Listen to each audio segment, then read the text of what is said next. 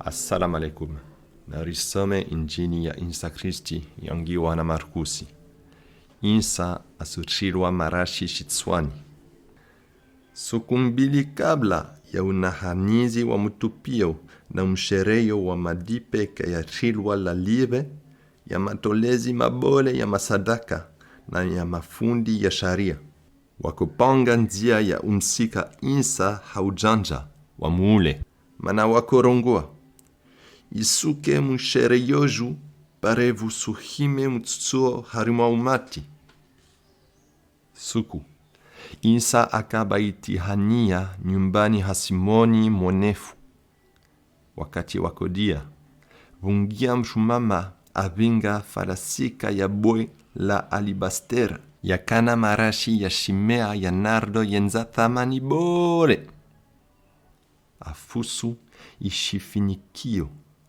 Atsomoa marashi yale shitswani ha Isa. Bandri ya watu wakavale watukiwa. Amwesa wakodisana.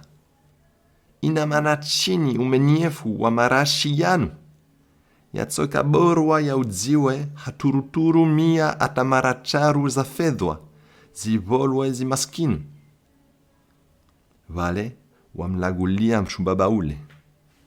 Badi Isa wambia, na mumlishe dzahe, mana chini mumtaambishao.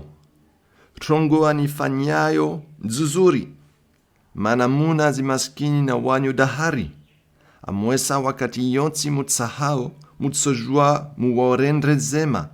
Badi wami, kamutsokana wami dahari. Afanya izo ashinda. Atsomolea marashi mwili wangu, rangu kabla haurengeleza umudziho wangu. Nisumwambiani hakweli. Kula vahanu ihabari njema itsojudzi wao harimwali dunia kamili. Itrongo mshumama unu waifanya itsotolwa tsena hadisi haumunahana. Na vale, Yudasi Iskarioti, moja harimwa 10 na waili wale. Andre haya matolezi mabole ya masadaka ile amfitini Isa. Umkia yao, wajiviwa, tena wamuva wahadi ya umva fedhwa. Bas, Yudasi akozunguha wakati mwema amvirie nyuma. Marahaba watukufu.